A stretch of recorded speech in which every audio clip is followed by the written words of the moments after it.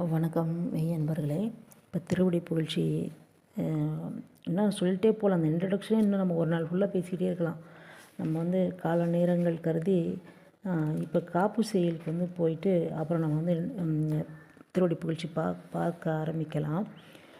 இன்று வருமோ நாளைக்கே வருமோ அல்லது மற்ற என்று வருமோ அறியேன் எங்கோவே துன்றுமல வெம்மாயை அற்று வெளிக்குள் வெளிக்கடந்து சும்மா இருக்கும் சுகம்.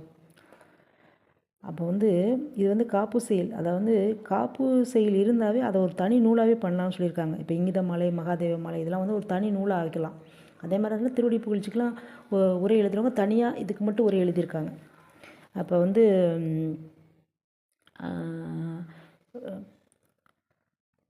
இன்று வருமோ நாளைக்கே வருமோ அப்படின்னா பெருமான் இந்த இதுக்குரிய விடை தான் அந்த திருவடி புகழ்ச்சியில் கொடுத்துருக்காங்க. என்னைக்கு வரும்? இன்று வருமோ நாளை எது வரும்? இன்று வருமோ நாளைக்கே வருமோ அல்லது மற்ற என்று வருமோ அறியேன். அந்த சும்மா இருக்க சுகம் எப்படி வரும்? அப்போ அந்த இறைவனோட தன்மை எப்படி?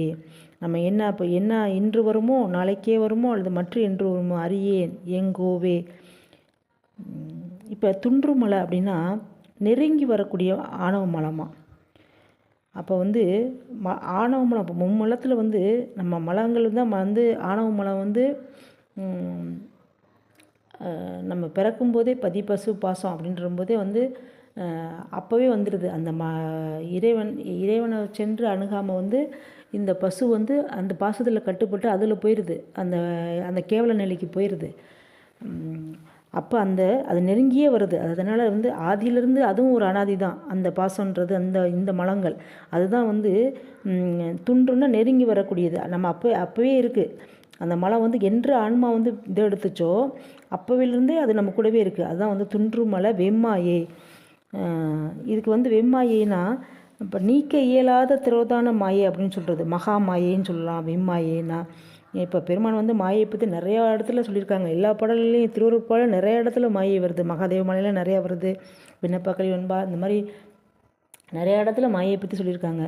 அப்போ தத்துவற்றில் கூட இந்த மாயை பற்றி சொல்லியிருக்காங்க. மனம் புத்தி இதெல்லாம் சொல்லும்போது இதெல்லாம் சொல்லியிருக்காங்க. அப்போ இந்த மாயை தான் இந்த உலகத்துக்கு பிறப்படுக்கு காரணம் அந்த மாயை தானே இல்லையா? அப்போ இந்த உலகமே மாயையில் தான் இயங்கிக்கிட்டு இருக்கு. அந்த மாயை யார் நீக்குவா? இறைவன் தான் நீக்குவான். இப்போ இந்த பொய்யான உலகத்தை இந்த உண்மையாக நினச்சிக்கிட்டு தானே அந்த உயிர் இந்த உலகிலேயே அடிபட்டு அனுபவப்படுது. இந்த இன்ப துன்பங்கள் இந்த பிறப்பு இறப்புலேருந்து இந்த மாயையினால தான் சிக்குண்டு கிடக்குது. அதற்காக தான் இப்போ எத்தனை பிறவிகள் எத்தனை தாய் தந்தவரோடு பெருமான்னு சொல்லுவாங்க. இப்போ மாயைன்னா என்னென்னா இந்த மாயை பற்றி ஒரு சின்ன கதை சொல்லலாம். நாரதர் கேட்டிருக்காரு திருமாலை பார்த்து, நாராயணா மாயைனா என்ன பெருமாளே அப்படின்னு கேட்டிருக்காரு. அப்போ ஒரு நந்தவனம் இருக்குது, பெரிய பூஞ்சோலை இருக்குது, அதுக்கு பக்கத்தில் ஒரு குளம் இருக்குது. அதுக்கு பக்கத்தில் 2 பேர் நின்று பேசிக்கிட்டு இருக்காங்க. நாரதரும் மகாவிஷ்ணு பேசிகிட்டு இருக்காங்க. அப்போ பெருமாள் சொல்கிறாரு, மகாவிஷ்ணு சொல்கிறாரு நாரதரை பார்த்து, இந்த குளத்தில் போயிட்டு குளிச்சுட்டு வா அப்படின்னு சொல்கிறாரு. திருமால் சொல்கிறாரு. இப்படி நாரதர் உள்ளே போய் இறங்கிறார். 3 தடவை முக்கி எந்திரிக்கிறார் தண்ணிக்குள்ளே, அந்த குளத்துக்குள்ளே. 3ஆவது தடவை கரெக்டாக லாஸ்ட் டைம் எந்திரிக்கும் போது நாரதர் அந்த தண்ணியிலேருந்து எழும்போது அழகான பெண்ணாக எந்திரிச்சு வர்றாரு. பக்கத்தில் திருமாலை காணோம், பெருமாள் போயிட்டார். அப்போ நாரதர் இப்போ பெண் ஆகிட்டார். அவருக்கு தெரியல நம்ம நாரதராக இருந்திருக்கோன்ட்டு. அப்போ அந்த நேரம் பார்த்து ரொம்ப அழகான இளவரசன் அந்த குளத்துக்கு பக்கத்தில் வர்றான்.